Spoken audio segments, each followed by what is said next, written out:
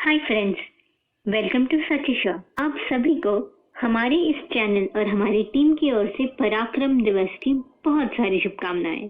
आज है हमारे हीरो नेताजी सुभाष चंद्र बोस की 125th बर्थ एनिवर्सरी, जिसे हम इस साल 2021 से पराक्रम दिवस के रूप में मनाएंगे। नेताजी को तो सभी जानते हैं, तो आइए आज उनके बर्थ एनिवर्सरी पे उन्हीं से जुड़ी कुछ इंटरेस्टिंग फैक्ट्स के बारे में बातें करें, जिससे हमारी उनके बारे में यादें और ताज़ा हो जाएं। शायद इंडिया की बिगेस्ट सीक्रेट और बिगेस्ट कंट्रोवर्सीज में से एक माना जाता है नेताजी का देहांत किस तरह हुआ।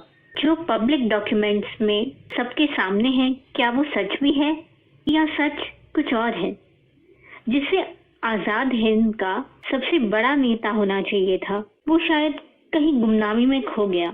मगर उनकी यादें नहीं खोई और उन्हीं यादों को आज हम ताज़ा करने जा रहे हैं। आज हर एक के मन में, हर एक की जुबान पे जो एक राष्ट्रीय नारा है, सिर्फ 2 वर्ड्स का स्लोगन जय हिंद, वो हमें दिया था नेताजी ने। उनका शायद मोस्ट पॉपुलर स्लोगन है तुम मुझे खून दो, मैं तुम्हें आजादी दूंगा, जिसे हम सभी जानते हैं। मगर जो मोस्ट यूज्ड फ्रेज है और जो आज भी यूज किया जाता है वो है जय हिंद। नेताजी के कई सालों पहले संपूर्ण स्वराज का सपना जिन्होंने हम सबको इनिशियली दिखाया था, छत्रपति शिवाजी महाराज, उन्होंने कहा था दिल्ली अब दूर नहीं।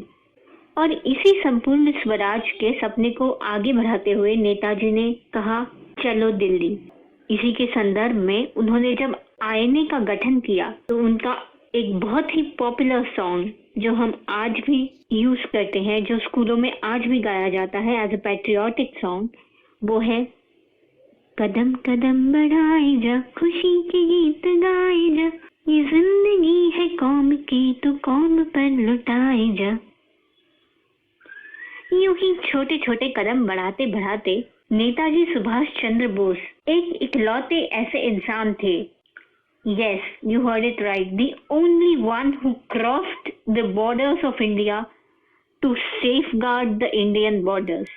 नेताजी 11 बार जेल गए और उन्हें यह एहसास हो गया था कि जेल के अंदर रह के वो इंडिया को इंडिपेंडेंस नहीं दिला पाएंगे। उनका एकमात्र लक्ष्य, जीवन का एकमात्र गोल था इंडिया को इंडिपेंडेंस दिलाना, जिसके लिए वो कुछ भी करना चाहते थे और कुछ भी कर सकते थे।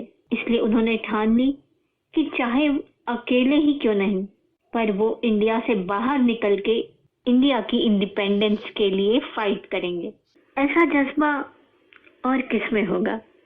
भाई मेरे तो हीरो है Subhash Chandra Bose. Not only because he had the courage to fight for what he felt right, but also could see what could be of use in future or what would he need in future. Of course, अब जो अपने गुरु स्वामी विवेकानंद को मानते हो, और स्वामी विवेकानंद जो खुद एक ऐसी पर्सनालिटी हो जो काफी आगे तक सोच सकते थे, तो उनके शिष्य वो तो हम बस सोच ही सकते हैं। पर उन्होंने सिर्फ सोचा नहीं, कर दिखाया।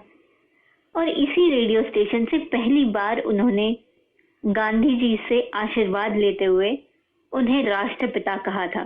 तब से ही महात्मा गांधी को राष्ट्रपिता के नाम से संबोधित किया जाने लगा। उनके रास्ते जरूर अलग थे, लेकिन उनका एम एक ही था, इंडिया को इंडिपेंडेंस दिलाना।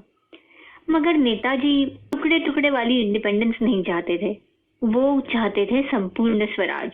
और आईएनए के अंडर इंडिया को 3 महीने के लिए संपूर्ण स्वराज भी मिला था। वो 3 महीने जब हम सच में इंडिपेंडेंट थे, क्योंकि उसके बाद 1947 में तो सिर्फ एक ट्रीटी साइन हुई थी, या जिसे हम कह सकते हैं एक डॉक्यूमेंट साइन हुआ था ट्रांसफर ऑफ पावर का। Are we truly independent?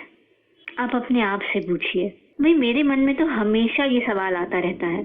थोड़ा आप भी सोचिए। नेताजी ने देश से दूर रह के भी देशवासियों में इतनी ज्यादा करेज भर दी थी, इतनी ज्यादा देशभक्ति भर दी थी अपने भाषण से, अपने गानों से, अपने स्लोगन से, कि जो लोग पहले ब्रिटिश डिफेंसेस के लिए काम करते थे, उन्होंने म्यूटिनी कर दी। आखिर कब तक सिर्फ 93,000 ब्रिटिशर्स 34 करोड़ इंडियंस पे दबाव बनाते हुए, उनको दबाव के रखते हुए उन्हें इंडिपेंडेंस नहीं लेने देते। जब आईएनए के सपोर्ट में सारे के सारे लॉयर्स काले कोट पहन करके लाल किले में पहुंच गए, जब ब्रिटिशर्स को यह एहसास हो गया कि आईएनए को कितना सपोर्ट है और आईएनए की वजह से जो म्यूटिनी हो रही है, उस म्यूटिनी का फार फेच रिजल्ट उनके लिए कितना घातक हो सकता है, तो उन्हें देश छोड़ने में ही समझदारी महसूस हुई। और ये उस समय के British prime minister lord Clement Attlee, जो 1956 में इंडियन इंडिपेंडेंस के बाद भारत आए, उनके खुद के वर्ड्स में बोला है। ये वही हैं जिन्होंने independence of India act sign किया था। उन्होंने अपने खुद के वर्ड्स में कहा था कि आईएनए की दहशत की वजह से ब्रिटिशर्स को इंडिया छोड़ना पड़ा था। तो हुए ना वो रियल हीरो।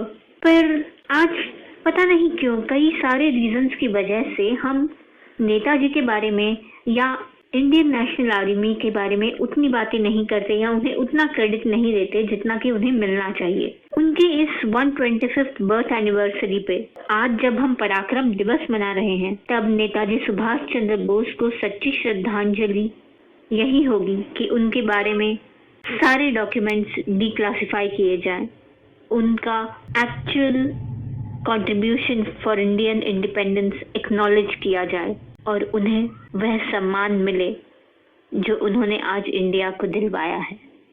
जय हिंद।